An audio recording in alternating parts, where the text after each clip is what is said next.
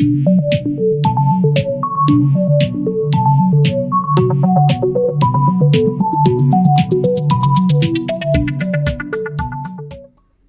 everyone. I hope you're doing well. I have a very special guest with me today, Brendan Eich, who's the CEO and co-founder of Brave.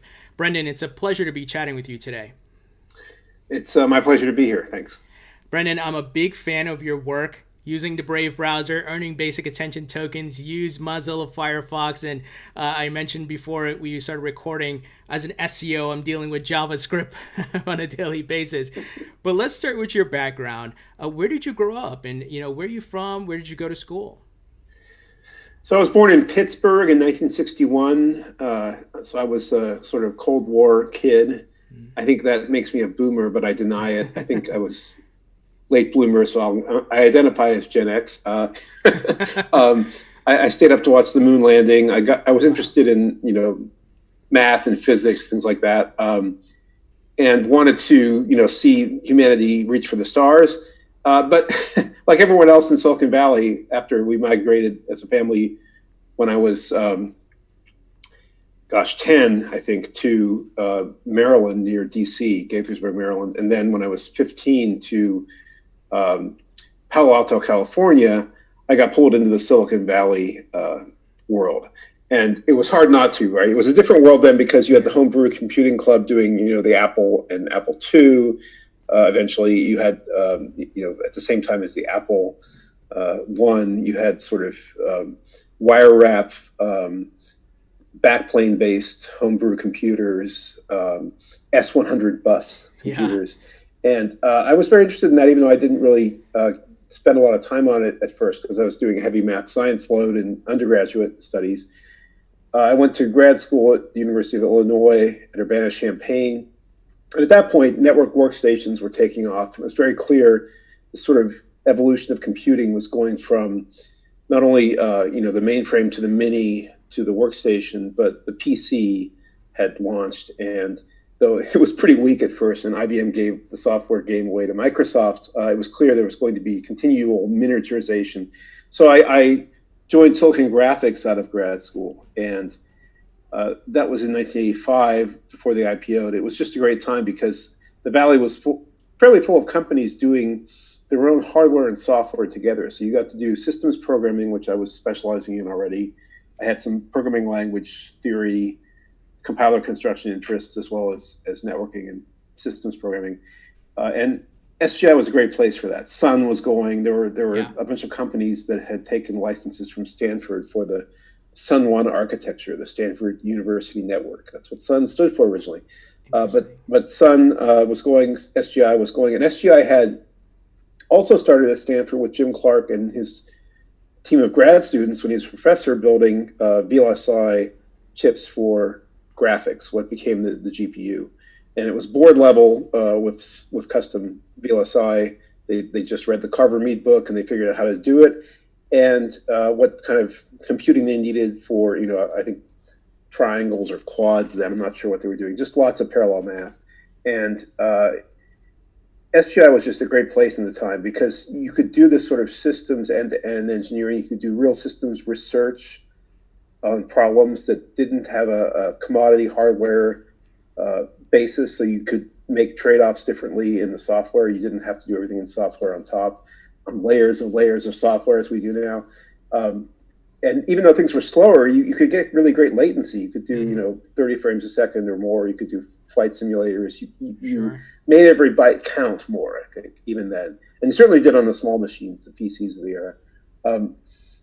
After a while at SGI, when it got big and successful and divisionalized and political, I went to a company called MicroUnity Systems Engineering, MUSE.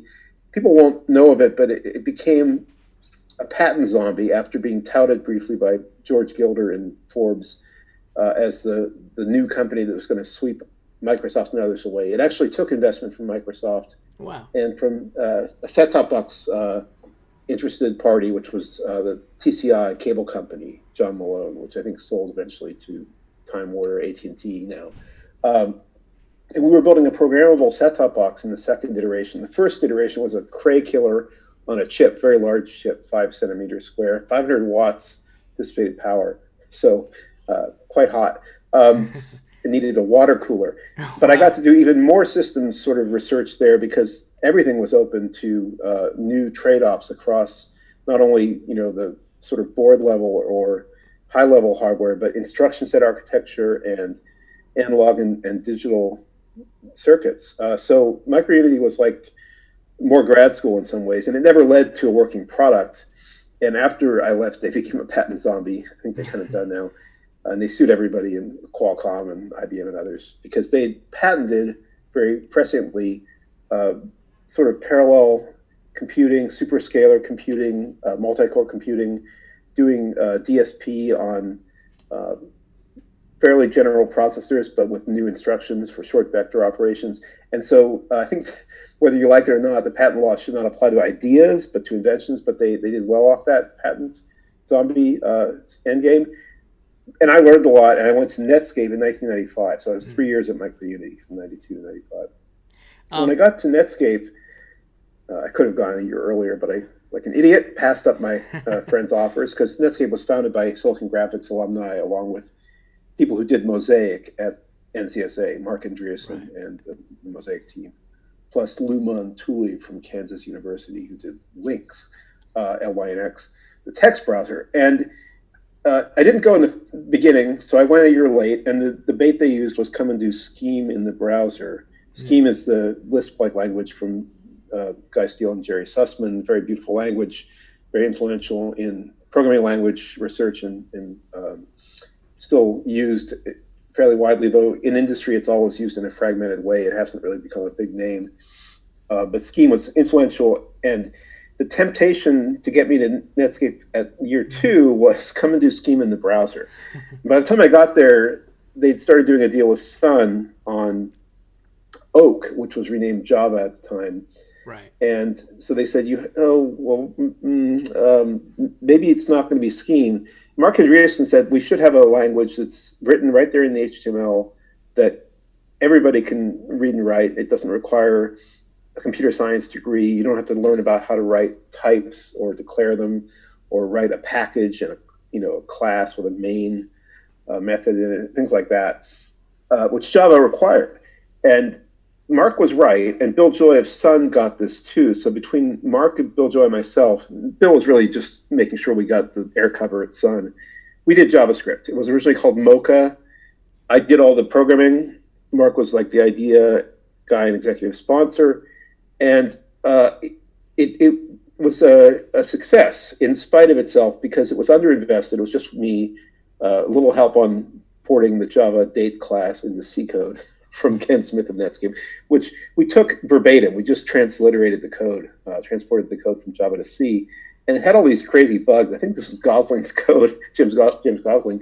It had like Y2K bugs. It had zero-based month numbers. It had operating system specific parsing of strings to dates.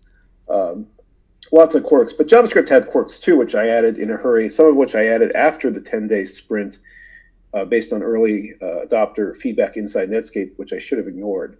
But long story short, in spite of all these artifacts of rushing and of being under the sort of Java hegemony, JavaScript became a success. And after I took it through the standards process, which culminated in 1997 with the ECMA 262 first edition, I joined Jamie Zawinski and other people to found Mozilla.org.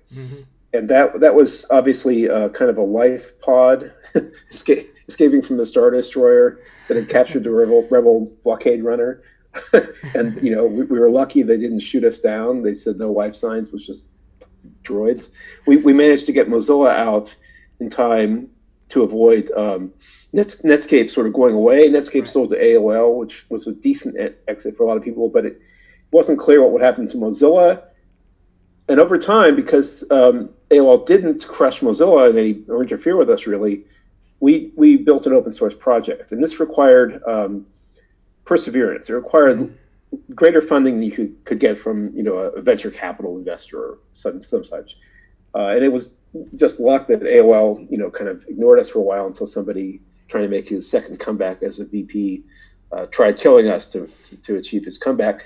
And that led to a layoff in 2003 of all the Netscape folks. But a few of us went to Mozilla.org as a foundation. So finally got spun out as a separate legal entity. We hadn't been anything except a bunch of ragtag pirate ship operators inside Netscape, plus a few people, one at Red Hat, one at collab.net, I think. Mostly ex-Netscapers. Brian Behlendorf was collab.net. He was the Apache guy. And he's gone on to do interesting things. So Mozilla was really operating as if we were an independent entity well before 2003 when we finally became a foundation. And at that point, we already knew what to do. It started as sort of a pirate ship inside the pirate ship of Mozilla. It was called originally Mozilla/browser, Phoenix, Firebird, and then finally Firefox. Firefox, yeah. And we knew to pick a winner. It was Dave Hyatt and Blake Ross who started it. When Blake got busy, he was a high school student interning at Netscape. When he got busy as an undergraduate at Stanford, I recruited Ben Goodger, who was already working on it, to be the lead. And we got Ben out of AOL into Mozilla in the first year as part of the first floor, along with other key people like David Barron and Johnny Stenback, and the Thunderbird guy, and some others. And that led to the browser market restarting. People were hot for Firefox. It was very clear that Microsoft had abandoned the browser. They'd said, no, we're going to kill Netscape. Otherwise, they might disrupt the operating system and become the new operating system. The internet tidal wave memo Bill Gates wrote that turned Microsoft around in 1995 and caused them to go after Netscape. This all came out in the antitrust case, US v. Microsoft, much later, 2000, 2001, 2002. But it didn't save Netscape. But Mozilla did Firefox. And Firefox restarted the browser market by competing with Internet Explorer, which was pretty much terrible, almost down to a skeleton crew of maintenance people at Microsoft. Microsoft felt traumatized by the antitrust case, and they felt that the web standards process was too onerous and required too much compromise, negotiation, and delay. So they tried going back to Windows. They thought, good old Windows lock-in, that'll save us. So they tried Windows Vista, and there were execution problems. Longhorn, you remember the code name, and they were late, and it was bloated, and there were other problems. Meanwhile, Firefox was out there eating into the market share of Internet Explorer, and Microsoft didn't react quickly. Google did as a search engine partner, and that was a critical partnership. They just renewed yesterday or announced they were renewing with Firefox, which is good because at this point, Google's become the new monopoly, and if they'd not renewed, they would have killed Firefox. Pretty sure, because I think Firefox would have had trouble replacing that search deal. But when we did the first search deal in 2004, yes. 2004, we did the first search deal. It was a good deal. Google was a great search engine. They'd started doing AdSense ads for blogs and such. They hadn't bought DoubleClick or YouTube. They hadn't started tying everything together into a big surveillance-based system. And they needed, as a search engine, they needed a browser, and we as a browser needed a search engine. We knew Safari had done a search deal with Google in 2003, so we did one in 2004 that started paying really well. And so well that we worried that they would say, hey, this is costing too much, let's do our own browser. So in spite of Mozilla trying not to cost so much, they did do their own browser. They did Chrome, and it was fine. In 2005, I talked to Larry Page, and he said, have you seen WebKit? It's so clean. I said, yeah, whatever. You guys do your own browser. We're busy with Firefox. Clean code is great until you hit reality, and then you have to add a bunch of real-world error cases. Sure. Which, by the way, Dave Hyatt, the founder of Firefox, co-founder with Blake Ross, had to go engineer it for Apple into their version of WebKit, what they call WebKit, which was a fork of open source KHTML. Anyway, the long story short, the browser wars involve an endless cycle where you sort of see a changing of the guard every 8 to 12 years. You see, maybe faster. You see Netscape taking over from Mosaic. You see Internet Explorer through the Windows operating system monopoly taking over from Netscape. Firefox restarting things, and then Chrome comes in and sort of takes over.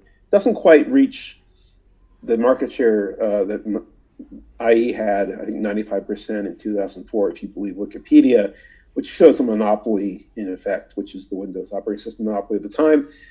Chrome is maybe 70% or aiming there, but Apple with iOS and macOS has Safari in a good position to keep Google from taking over the entire browser market.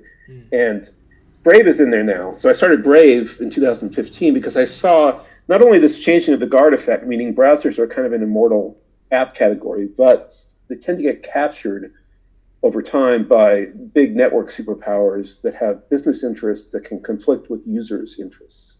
So obviously Internet Explorer was better than Netscape on Windows, I would say, in 1997 or 8 when RE4 came out. And Microsoft really leaned into it. Right. But and Netscape was kind of failing. They were having their own internal problems as well as being crushed by the monopoly and not making enough money. And Firefox remained fairly pure, even though we had a search deal with Google that didn't have any sort of negative effects at first.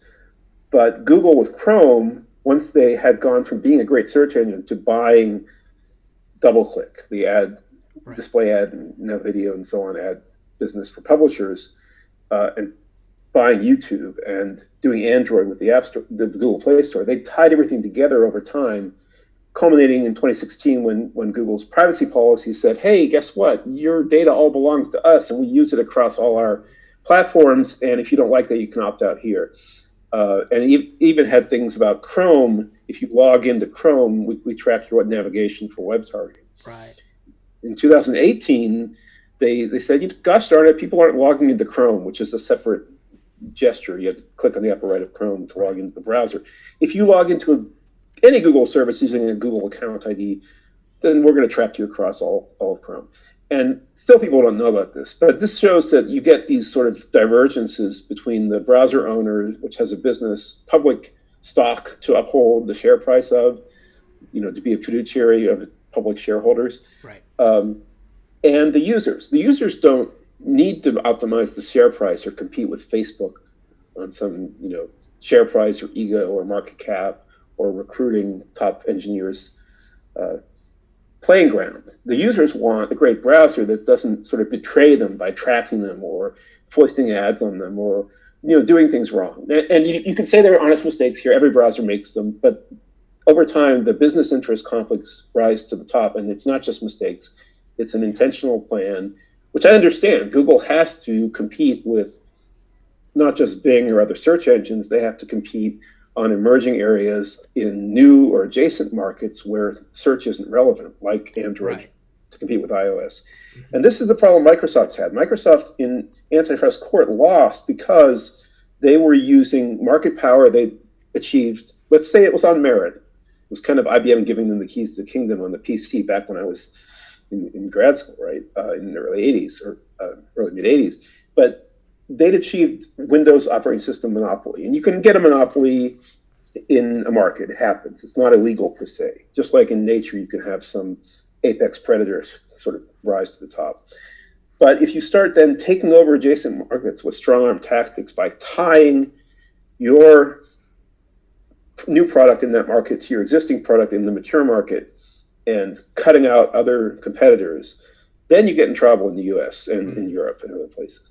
And that's what happened to Microsoft, and now Google's going to antitrust court. So part of my motivation for Brave was to make a great user-first browser that blocked tracking and it at the user's choice, opted the user into a private ad system to pay the user so they can give back to their favorite creators.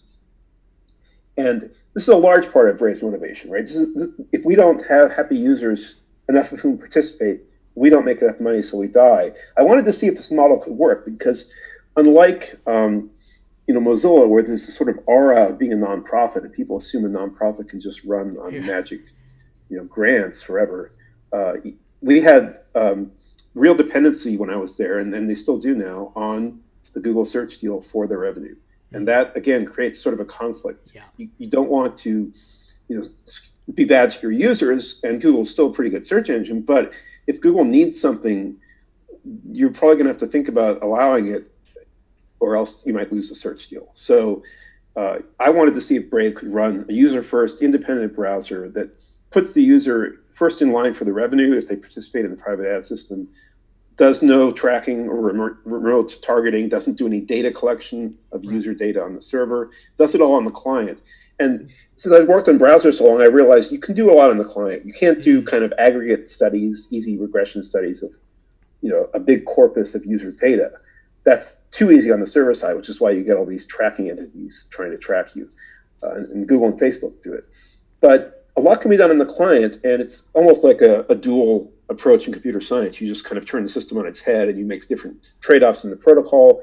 You can do things like use blockchains where they work to settle payments that otherwise would have to go through conventional business deals with, bank relationships or credit card relationships, like Google ad buyers, like possibly yourself. If you do SEO, you've probably been doing some maybe you do ASO, you buy ads to growth hack something. You're participating in Google's platform, but you're having to pay them. But if you can do it with blockchain, then you can disintermediate the big players. So Brave is an attempt to prove that the browser-centric, user-centric, user-first model is viable, and we're still working on it. I said a lot, so I'll pause here, but that's my story. I love the concept of Brave, and I mean, you have so much context. I mean, you're one. I see you as one of the pioneers. I mean, you were at Netscape, right? One of the first browsers. You built JavaScript in 10 days, and then Mozilla, Firefox, and now I think it's the evolution of what I believe of the browser, and part of it is securing people's data, right? You're not tracking that, and you're offering them an incentive to use your browser and being rewarded directly from the advertiser, correct? Yes. So we're trying to cut out intermediaries who have not only conflicts with the user, they have conflicts with the publisher. If you know how ad tech works, ad tech is something that evolved on JavaScript after the cookie and the image, which came before it. And I could say it wasn't JavaScript's fault, because with just images and cookies, people did tracking using third-party image servers, so that you could do what was called a pixel. And you still hear people talk about a tracking pixel, and they now mean a script. Originally was a tiny one-by-one image. And the ad tech space that evolved from this is bewildering. Its complexity. It's large. It involves essentially what Google has the biggest of, an ad exchange, where you can do sort of programmatic, they call it ad buying. The publishers provide audience or inventory ad space. And various intermediaries can optimize on the demand side, which is the ad buyer's side, or on the supply side, which is the ad space or the audience that the publisher has.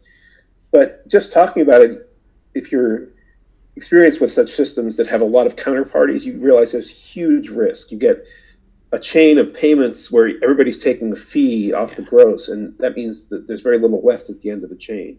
You get fee non-transparency, so people can cheat each other or lie about their fees. That's happened. Publishers bought out their inventory or worked around their supply-side platform partners and found out they were lying about their fee rate. They were taking much more than they said. So they fired the supply-side platform. And not only do you get this sort of too many counterparties taking fees and lying about their fees, you get absolute fraud. You get ad fraud, where fake, sometimes scraped from real content, but fake publisher pages are being browsed by fake users, which are just headless browser instances running under automation in a cloud, seem to be looking at real ads, and the ad pixels fire, and even the anti-fraud scripts say, hey, it looks like the real New York Times. I'm going to say this is valid traffic, not invalid traffic. And the advertiser, poor fool, pays, sometimes 30 days later. Sure, they got the they seem to get the impressions, and that help them, look good to their CMO boss. So job done, and they pay the fraudster. And of course, the publisher doesn't get paid. The fraud publisher gets paid. There's a flip side of this, which is malware distribution, which happens through ads. It's called malvertising. So ransomware, often trying to encrypt your disk and demand Bitcoin, can come in through ad exchanges. This is how it happened in 2016. We just launched on the New York Times. The New York Times doesn't deal with malware vendors, and now they're trying to get rid of all third-party indirection. But this kind of indirect system is just prone to abuse, as well as mistakes and fraud, and too many fee takers. So we blow all that up on behalf of the user, because the user shouldn't be tracked on principle. Right. And that means we cut out all those intermediaries and all that risk, and we improve page load time dramatically. Yes. So 3 to 6 times faster than Chrome. We get consequent battery and data plan savings, because if you're not loading all those scripts, some of which load scripts in this horrible sort of Hydra head process, where if you don't, like Hercules, cut off the Hydra head and burn the stump, you get just more heads than you can deal with. You get a huge profusion of traffic that chews up your data plan and drains your battery. So by blocking early and aggressively, we cut all that off and save you You can get 2.5 times the battery life with Brave. So, And can you tell us? So, someone who's listening to this and they have no idea about Brave and the basic attention token, can you kind of walk through that process? You download the browser, you put your settings, set up your wallet, and how the ads would appear. Can you tell us a bit about that? Yeah, it looks like kind of a loyalty point system or a reward system in the browser. You click on the triangle in the right of the URL bar, the basic attention token logo, and you join without signing up in any identified way at first. And you start getting private ads. These appear as notifications. We're moving from OS notifications to in-app notifications, but they don't come when you're typing or you're busy. They try to come when you're idle. They don't come when the screensaver or another app is running. But they are like a call to action, like a little search ad. They fit in a few lines of text with an image, a small image. And that, if you click on them, opens a new tab, just like a search ad can, and you can start getting a full branded ad experience. Now, how does this work privately? In normal ad text, you're tracked and targeted. You're profiled remotely by a bunch of unknown parties, and your data breaches all over creation and can be used by bad guys. In our system, all that's blocked, and we don't do tracking either. So what we do instead is bring a catalog of ads that could be relevant to everybody in a large region. Same catalog for everyone. It's not the ads themselves, that would be too big. It's links to the ad creatives in their edge caches, which we don't operate. So we're not considering the edge caching companies or the network adversary like nation states to be threats in our threat model. But this catalog doesn't identify you to download.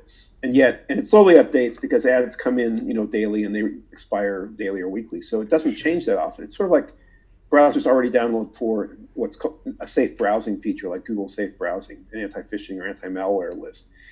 The ad catalog is similar scale, so it can be incrementally downloaded, same to everybody, doesn't identify you. But once you've opted into rewards, local machine learning can then pick the best ad or offer from that catalog and show it to you at the right time when you're not busy, based on a set of models really now, that we build using very simple machine learning in the browser, only turned on when you opt in. And that's the key. You don't need a lot of super duper cloud, deep learning to do a good job with ad matching. And so our model, instead of targeting, is local ad matching. And the browser is full of all your data. Think about how the remote parties like Google have to work. They have to get you to their site, or they have to track you with a third-party script that's embedded in somebody else's site. Right. That means they don't see the entire web. They don't see every site you go to. And if they're a search engine, you have to search at them, which a lot of people do with Google. What if you use DuckDuckGo or Bing? The browser sees all your form field filling, all your searches, all your e-commerce. The browser sees all your navigation. The browser sees absolute viewability and visibility, which has been just a source of endless fraud and mismeasurement in ad tech, as you may know. The browser knows exactly what's rendering in the CSS, opacity, semi-opacity stack. It knows what's above the fold in the viewport. So we can do a much better job than all this poor JavaScript spyware, this sort of ad tech, can do from various remote parties. In your browser, your Brave browser, we have a detailed model built from all the data feeds. And that's what informs picking from the ad catalog. Then if you view the ad, if you click on it, we actually are doing CPM and CPC. We're doing it in a way that's hard to game the clicks. We will then record that you interacted with the ad, and through a timing delayed communication through an edge cache that drops the internet protocol address, except for statistical anti-fraud analysis, we will then do an anonymity protocol. It's called Privacy Pass now that it's been standardized. It's based on David Chaum's original work long ago in blind signature cryptography. So we make the confirmations of your ad interactions, and this goes also for the tips you can do with that, unlinkable from your identity. We don't have any identity for you. We make it unlinkable from your IP address from our side. We make the different ad impressions unlinkable from each other so they don't form a fingerprint where you saw this car ad and then you saw that VPN ad or crypto wallet ad. So you can't link them together. We can't link them together as a fingerprint, but they're authentic. And that's the key. You can have authentic aggregate bean counting of contributions, tips, ad impressions, ad clicks, without having user identity, without putting everybody's user ID and their click or impression into a big database, which is ripe for abuse. And that's the key to our insight. We turn the tracking model on its head with ad matching. We anonymize the confirmation process. Got it. And I see Brave as a disruptor, and as mentioned, like the evolution of the browser. So I don't know if you can disclose this, but have you been approached by the likes of Google from an acquisition standpoint? Do you think, if not, will they try to? You think they may mimic, given that we're headed to the token economy, cryptocurrencies are becoming such a prominent part of finance now? Well, I can't talk about anybody's approached us, but I think Google would be, will not approach us quickly because they think they can do it all in Chrome, and they're doing some things now. They talked about killing the third-party cookie, though they just recently said maybe that won't happen in 2 years after all because of coronavirus or something. And they have some sort of very understaffed kind of researchy programs to do their own more private version of ad tech, but it still has a lot of privacy risk in our view. It still has a lot of the third parties that their publishers demand they accommodate in their ad platform. So I think Google's got a real problem here. They are a fiduciary of their public stock. They do have to keep their business going and not suddenly, undercut their revenue by blocking tracking the way Apple can, for instance, with intelligent tracking prevention in Safari, which is still weaker than Brave, which blocks more aggressively. Google can't turn on a heel and start blocking stuff. They could try to say, here's our new system, which is in Chrome and is sort of native to Chrome that does, a replacement that's more private than the current ad tech, and everybody should switch to that. But then they'd be in even more antitrust trouble because they'd be the kingmaker and the deal maker for that new system. So, and you can see Google AMP as an attempt along those lines. They're trying to make it an open source project, which doesn't really hide the fact that Google dominates it and dominates the governance. And Google AMP is something a lot of publishers tell me they don't like. They see it as a sort of a takeover, kind of making all their writers be gig workers on the Google AMP plantation, the AMP proxy. And it doesn't look good when your page looks like it's part of the Google domain and its branding is sort of denatured. It's been lifted from the publisher's site into this Google proxy. No, Google hasn't approached this. I can say that much. But we do talk to a bunch of big parties. We are able as a startup to grow and innovate faster than the bigs. And again, some of the bigs have serious conflicts of business interest, keeping them from disrupting themselves. And I think that will continue to be a strength for us. And we're also, through blockchain normalization, trying to take, the best of blockchain into a more usable setting where, we like the self-custodial model, but it's not for everyone. Not everyone can manage their own hardware, Ledger Wallet or Trezor. They can't necessarily manage their own blockchain sends. And if they do send everything on chain, they're paying gas on Ethereum. They're going to also fingerprint their identity if they do a lot of interesting sends over time. We make that option available in Brave. We're adding more blockchain systems as options there. But that self-custodial model is not our main model because most people find it a little too intimidating or they don't want to do it in Brave. So we also have the basic attention token, as I mentioned, and that is more like a loyalty point system. And over time, as we work on the system, I think we'll make everything more usable. Crypto will become more mainstream, and that's our big bet. So let's talk about the basic attention token. And one of the questions that came back from the community is what drives the value? Because I know obviously cryptocurrency is just a speculation level, but is it the utility, more people using the browser, more adoption, obviously more advertisers? Can you talk a bit about that? Yes. So in our white paper, we talk it's an appendix. It's where we consigned all the math, but section 7.3 of the white paper for the basic attention token on basicattentiontoken.org makes the case based on an econometric analysis that over time, as the system grows, the price becomes more stable. And we think over time also, there's a second white paper you can read on this, the price should go up because it's a capped sale. There are only 1.5 billion basic attention tokens. They can be divided fractionally to 18 decimal places of fractions. So you'll never run out. You'll just use smaller amounts. But we think as more people use it in a broader ecosystem, the token becomes more valuable. But we don't tout this as some kind of investment. It's not an equity. It's not something we promise return on. It's a utility token. And so we're busy building up utility. We're busy making sure that you can use it not only on Brave as a platform, but we're looking at other utility models. We announced TAP networks where they have sort of portable loyalty points you can use, mainly travel. Got hit by coronavirus, but also a lot of other places, including Amazon. So Tap is one example. Blockcard also takes BAT.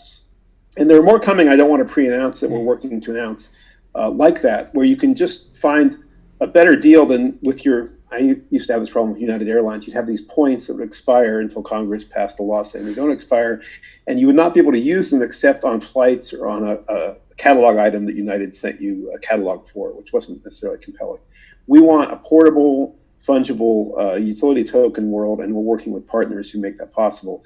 And I think that increases, the utility beyond the basics, which for us is about users who block tracking and therefore block ads, helping the creators who might feel like they're hit by that ad, sort of collateral ad blocking.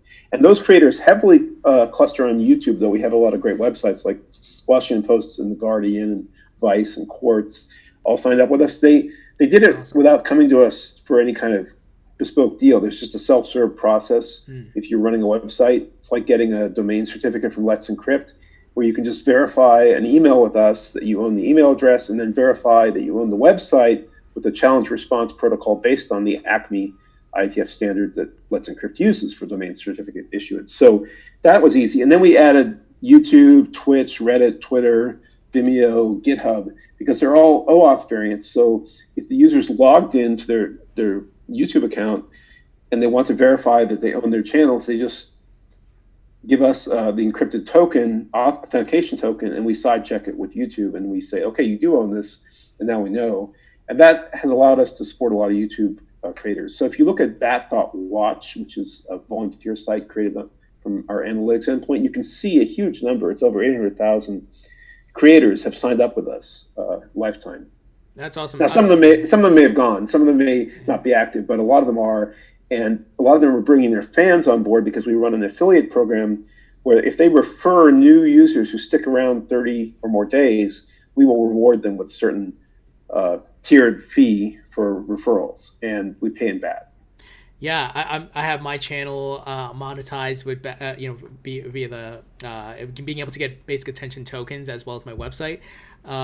So I'm using the Brave browser. I'm earning the tokens. I can store it on a wallet respectfully. I could sell it if I want to redeem cash value, or to your point, being able to spend it on certain sites via different merchants or different avenues of cards and things like that. Yes, and what we want to do is make e-commerce simple in the browser so that a lot of merchants can just run their own site and get paid flexibly, BAT, stablecoin, whatever you have or whatever you want to use. We can match make an exchange if needed, instead of having to go into Amazon and face the risks there of being underpriced or defrauded. And those are real risks for Amazon merchants. And I know there've been some famous cases where I think one of them was a thermos and water bottle maker said, we're done with Amazon. They're letting knockoffs, just steal our business and abuse our trademark and, place higher in the search results. This happens with Google too. We think these big powers like Amazon and Google should not be the only place to sell stuff. So if you have a website and you're using Brave, we want to make it super simple for you to buy. And if you buy with crypto, there's something going on that's a real savings to the merchant. I don't know if people are aware of this, but when you use credit cards, there's an interchange charge that can be 2.25%, and that comes off the top. And there can be chargebacks in the case of fraud because credit card numbers and credentials get stolen. They're like $1 a piece in bulk on the dark web. So merchants eat those too. But with crypto and with the ability to do sort of escrowed or concealed identity that might be needed only in case of law, we can make a deal with very low fees happen. And that's good for the merchants too. So that's part of our roadmap. Very cool. Now, the basic attention token is built on Ethereum. It's an ERC20 token. Is there plans to continue this? I know Ethereum is in a process of scaling and so forth to remain on the Ethereum blockchain for the future. Yes, we're on Ethereum and we're not looking to change. I mean, Ethereum is clearly getting used more because we're seeing the actual gas paid go up. Ether gas station still has very low quotes, but I think in reality, if you look at Etherscan, you see higher gas than they quote, even for simple transactions, not non-ERC20, no smart contract execution. But we're committed to Ethereum, and our view is sort of like a lot of other mature systems. When you have success on a platform, you don't just say, hey, we're going to dump it. You add other platforms. So it's possible, no commitments, we could do things like bridge BAT to another blockchain. People have done these kinds of interchain bridges. Syscoin demoed one with BAT all on their own and tweeted about it, and I gave them some support, some comments. Stellar is well known for their ability to proxy assets across chains. It's done, unfortunately, through very centralized means, but Syscoin's demo was more decentralized. It was smart contract based. So, my view is that if there's value in a digital asset, even if it's on one blockchain and that blockchain gets to be too slow or congested, or you want to migrate to another chain, you don't just dump the old chain. You bridge, so you're on both chains, and you make sure that there is no bad price difference or arbitrage opportunity, and then you see where people migrate, and you follow your users. So our view, sort of like with other upgrade problems in software, this happens with protocols and installing things, extension APIs. You kind of keep the old going while you bring up the new. But we have no plans to do this concretely. We've thought about it a lot, because you do have to think about this. Crypto is great, Ethereum is great, Bitcoin is the oldest, and there's certain argument about what is Lindy, right? A cup or a chair, very Lindy, or been around for millennia. Going to be around many millennia more. That's the observation behind the Lindy effect. Bitcoin probably gonna be around, but it's only been 12 years. Yeah. So Ethereum, younger. If there's something better, we want to be sure that the value in BAT is conserved. So we're grateful to Ethereum. We're on Ethereum. We're loyal to it, but we're not just all about Ethereum. We're thinking bigger and longer term. Sure, that absolutely makes sense. So as far as availability across the globe, is the Brave browser accessible in almost every country? I saw some news that in Japan, those folks will be able to receive basic attention tokens, and I'm assuming this is because of regulatory clarity is different around the globe. Yes. So, for instance, Japan has to approve cryptocurrencies and tokens to be used in Japan in exchanges that are licensed to operate there. Otherwise, you're VPNing out like people in China have to do. And you really can't get any traction with local marketers, ad buyers, e-commerce opportunities. So the good news is BAT, thanks to some exchanges we work with, got approved and is listed on multiple exchanges now. We announced Bitflyer, but there were several exchanges interested in BAT. I think GMO Coin also does. And we're building up Japan, and we're interested in other parts of Asia. The speculative trade in a lot of assets dominates any utility based pricing, but we're building up the utility side to eventually have its price effects per our white paper, and that's a long-term plan. So we need coverage globally, and it's hard to be in China unless you're operating there. It's hard now given geopolitics, but there's interest in BAT in China. We're not promoting Brave there. We can't say we even localized the product really well there, but we try to localize it everywhere we can and work well. And we have challenges due to law, due to sort of differences in how you would take money out of the system and sort of fraud threat levels. But we're rallying. We're going to keep working, and we're a global play already. So yeah, we're in Japan. Very cool. And I saw recently there's an integration of Gemini and I believe Binance as well within the Brave browser, being able to buy, sell, trade crypto. Is that correct? Yes. So Binance was the first, but we have a short deck of widgets, one of which is open by default in the new tab page. And this helps people who may not be ready for crypto think about trying it easily, and some who want to use it for convenience can do it. And with Binance, at least, there's a pretty clean affiliate model. I mentioned our own affiliate model for referring new users. Theirs is to refer new traders, after which they share half the trading commission. So there's no upfront reward to us for bringing a user, but if the user trades, becomes a trading user, then there is a split of commission. And we're still bringing this up. It's still pretty small, but as it grows, and it is growing, we will then want to share that back through the basic attention token with our users, because we always try to share revenue with our users. So that's a model that we got started with Binance, but Gemini is now doing a widget, and they're also, in addition to our partner Uphold, willing to do sort of the BAT settlement side of the system, which is a custodial system for regulatory reasons. And that is great because Gemini is a New York trust, so they Yes. that gives them the bit license privileges that conforms to the bit license, so they can do New York State VAT settlement, which Uphold, our first partner, cannot do. Right. So yeah, we're looking to use partners like these to extend our reach, deal with different regulatory pictures, and reach more users. Very cool. I love those integrations, and yeah, the bit license, they need to get rid of it in New York. For the record. We got Gemini first, so we can cope. But yeah, it's certainly it's a challenge. Yeah, for sure. So there was some recent news about Brave partnering with iOS firewall developer Guardian for privacy-enhanced internet browsing. Can you tell us about that? Yes. So we like Guardian, Will Stravak, co-founder, CEO, and we've been working with them. And then they were willing to. By the way, I'm a customer of theirs. I use their product standalone. They got in the iOS App Store and started making money, even though their price is higher than some VPNs. They are a very high quality team, and they do protection in all apps against tracking. So by doing this network level VPN, they can not just make you pop out in a different place in the world on the internet, they can block at a domain level all the trackers embedded in apps. And I don't know if you've seen the studies, but ad tech in apps is even in some ways worse than in web pages. And there are all sorts of embedded trackers that you probably want to block. So I use Guardian. The TikTok situation we find ourselves in right now. Yeah. And so Guardian then said, well, yeah, let's partner. We can integrate it into Brave for iOS. So Brave for iOS, we're working to get this approved by the App Store, has an integration of this VPN product. And when it's on, it protects you in all apps. So it's the same code.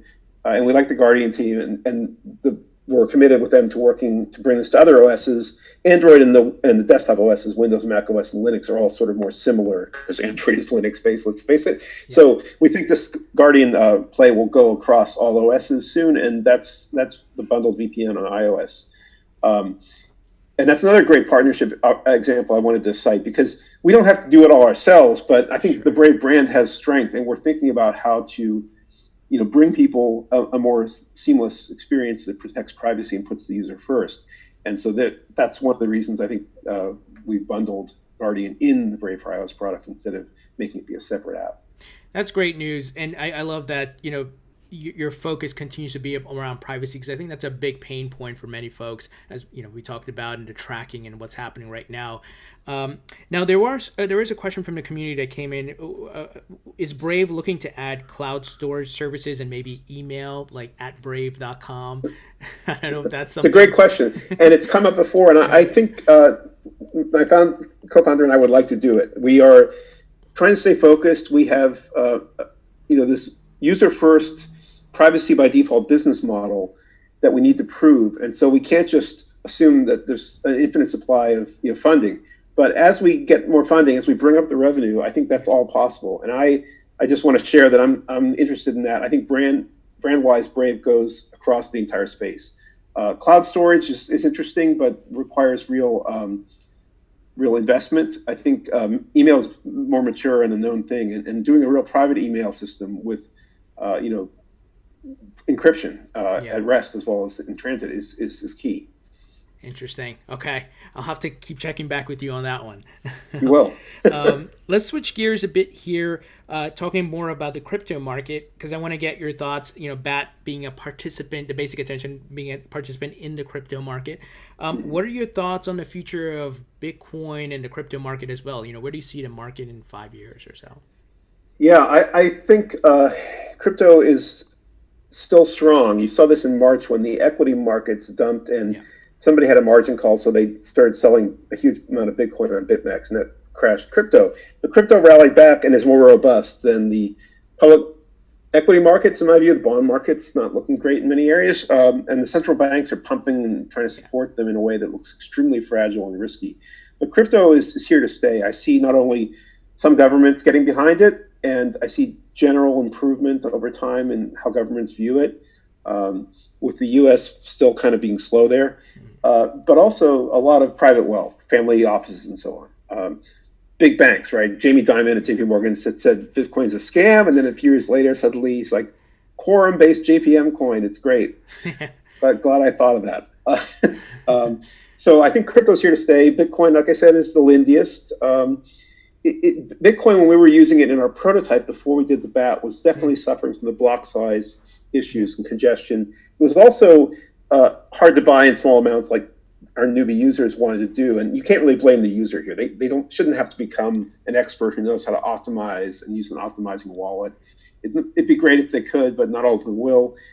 There's also an effect I commiserated with one of the Open Bazaar founders about, which is he thought, and we thought, Bitcoin would be something people would spend. They would, maybe it's appreciating, but they'll hodl it and they'll clip the corner of the coin and they'll spend that on a tip. Turns out they don't. They generally hodl. So they don't want to spend it. And this is an effect he's noticed too. And also Balaji noticed this when he was doing 21.co earn, which Coinbase bought. So you need more assets. There are other assets that have interesting properties, not just for tokenization or small transactions, but also the whole smart contract platform push, which Ethereum pioneered, and now you see other chains trying to do. You see DeFi built on that rather aggressively. I won't mention the names to DM, but it's been exciting. It's early days. What bothers me most about it is not the risk with smart contracts and bugs. I mean, that's real and could be material, and you have to watch out. You don't want to lose your shirt. Right. But they're reinventing a lot of traditional centralized finance. Like, why do you require a loan to perform? Why do you watch people service it? Why do you check the underlying value before you turn a liability into an asset? And right now with DeFi, you can just turn a liability into an asset and build a leverage tower that's going to collapse on a bad day like we had in March. So I hope that doesn't happen, because it could kill the space or really give people a bad sense of it. Right. And I'm still bullish on DeFi. I like the idea, again, that's with ad tech, same with DeFi, eliminate too many intermediaries, cut out the middlemen, reduce the fees, increase the reach, let average people do things that formerly you had to be a super rich person to do.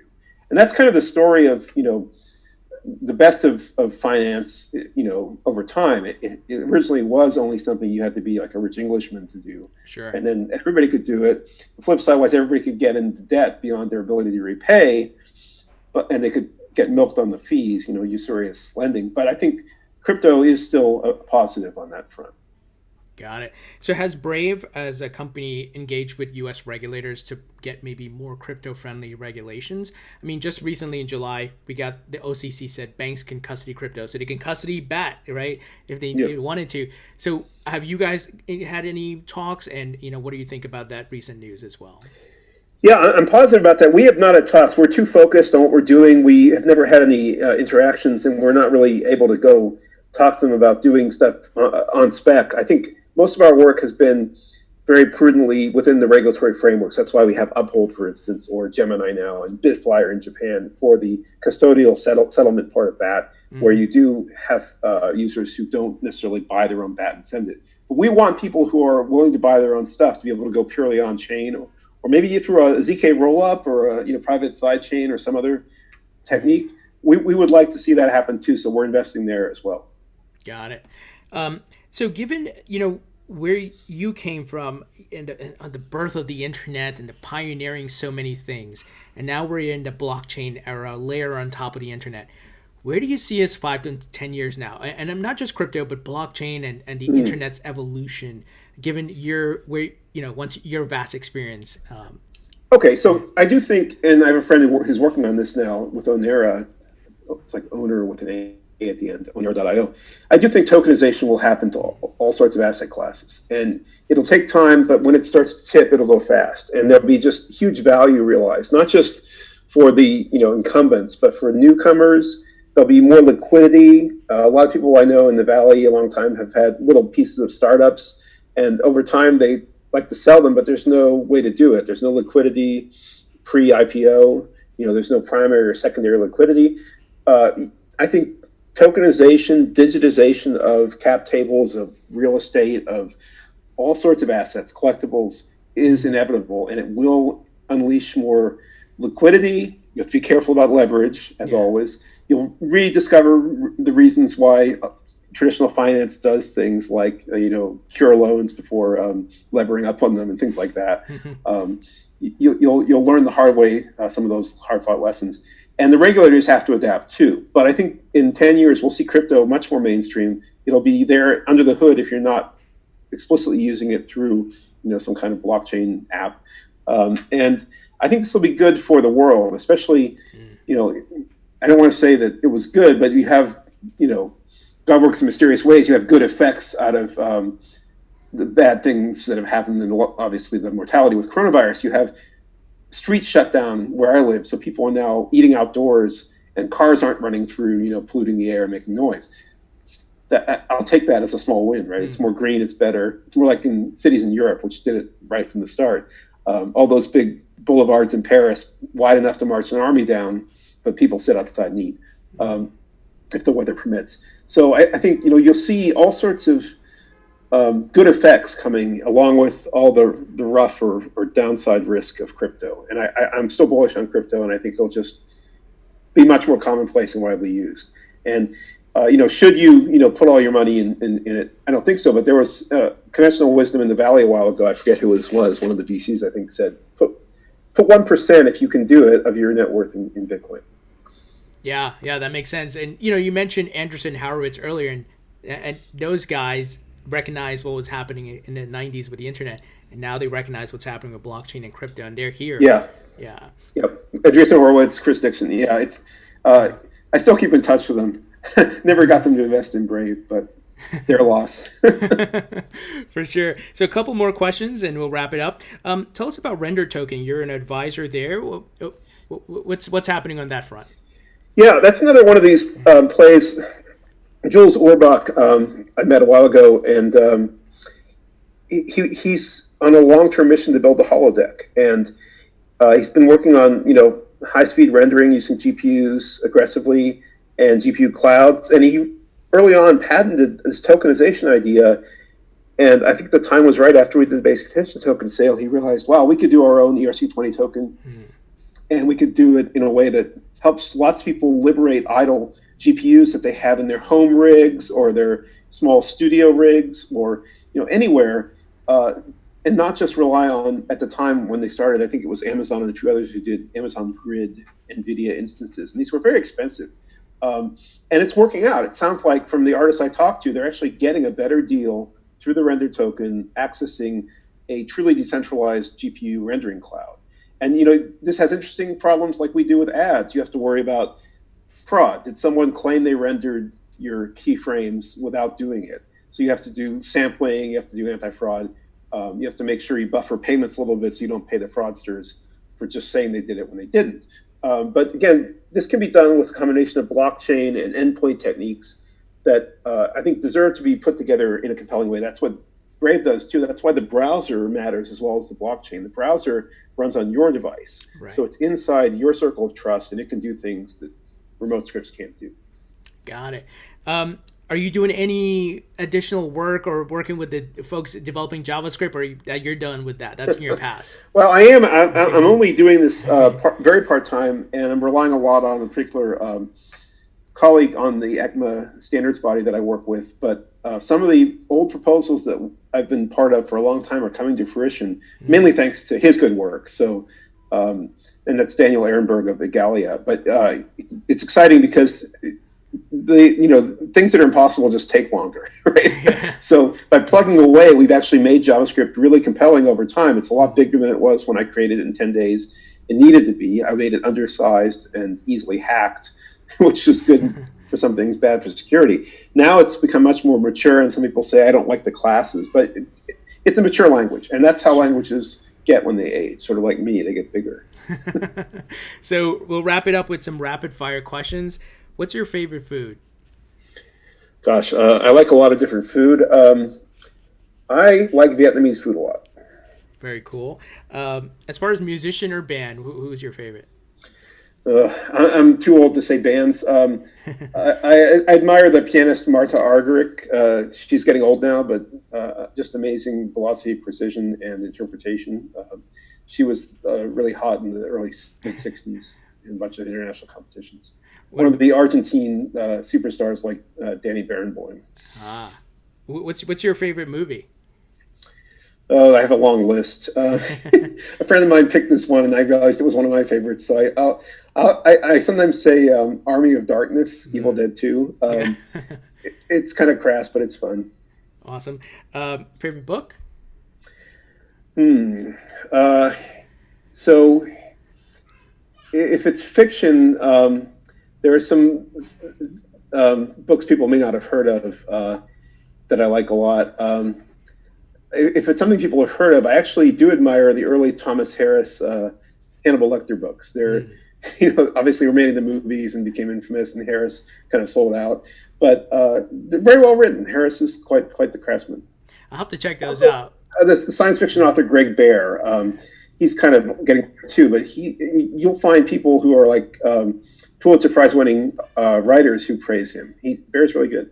Awesome. I'll have to check out the Hannibal Lecter books. I'm a big fan of movies. I've never even thought about checking out the books. What became the movie Manhunter by Michael Mann is based on Red Dragon, which then got made again. And that led to The Silence of the Lambs. Oh, yeah, that's right. Okay, I've got some takeaways here. And finally, when you're not working at Brave and working on the Brave browser, what are you doing for fun as a hobby? Playing with my kids, trying to get exercise with them mostly. Was doing a lot of chess with one of my children who lost interest, but I'm still interested in chess. Brendan, a lot of insightful information. Thank you so much for joining us today, and we'll love to have you back on again. My pleasure. It was great fun. Thanks.